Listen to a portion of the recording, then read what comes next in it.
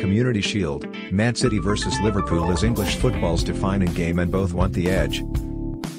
Erling Haaland, Kevin De Bruyne, Mohamed Salah, and Virgil van Dijk, two world-class goalkeepers in Ederson and Alisson, and arguably the two leading coaches in the game in Pep Guardiola and Jurgen Klopp.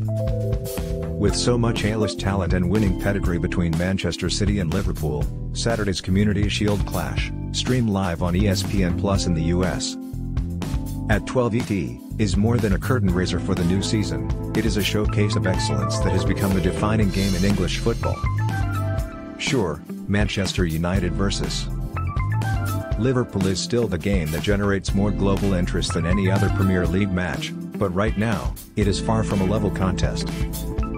Liverpool beat United 9-0 on aggregate over 2 games last season, leading that rivalry to become somewhat irrelevant in deciding the outcome of title races and battles for silverware. The same applies to United vs.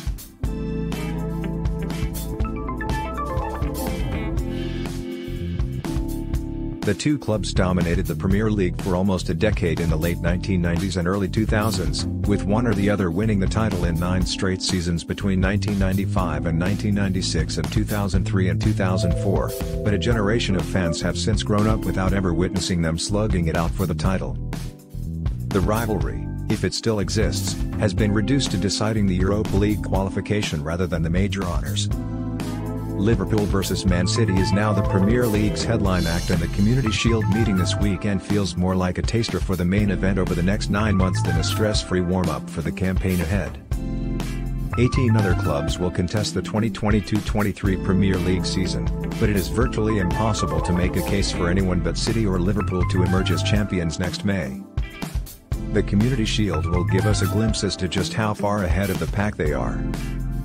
Tottenham has invested well this summer, giving manager Antonio Conte the reinforcements he demanded to be able to transform the team into title challengers, but while the 6 new arrivals, Richarlison, Ivan Perisic, Yves Bissouma, Jed Spence, Fraser Forster, and Clement Lenglet, have arguably turned Spurs into the best of the rest, there's still some way back from the top 2. Meanwhile, Chelsea, under new owners following the departure of Roman Abramovich, looks to be on the brink of crisis, with coach Thomas Tuchel complaining about the lack of new signings and the preseason performances of his existing players.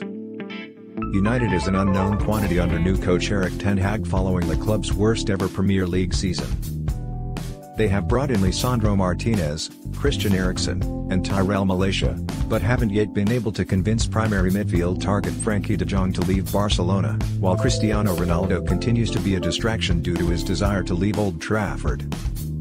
And although Arsenal has strengthened under Mikel Arteta, including the signings of Gabriel Jesus and Alexander Zinchenko from City, the Gunners are still nowhere close to winning the title for the first time since Arsene Wenger's Invincibles in 2003-04. City and Liverpool were already miles ahead. Runners-up Liverpool finished 18 points clear of third-place Chelsea last season, and they have both also strengthened during the summer, so their hegemony is only likely to be extended over the months ahead. The Community Shield will merely offer a worrying glimpse for the rest of just how far in the distance they are.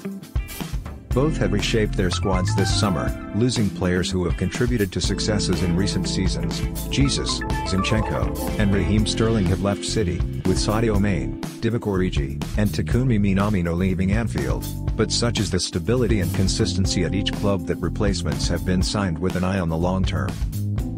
Haaland and Calvin Phillips have arrived at the Etihad, Haaland as the long-awaited replacement for Sergio Aguero, Phillips filling the gap left by the departed Fernandinho, for less than a combined £100 million.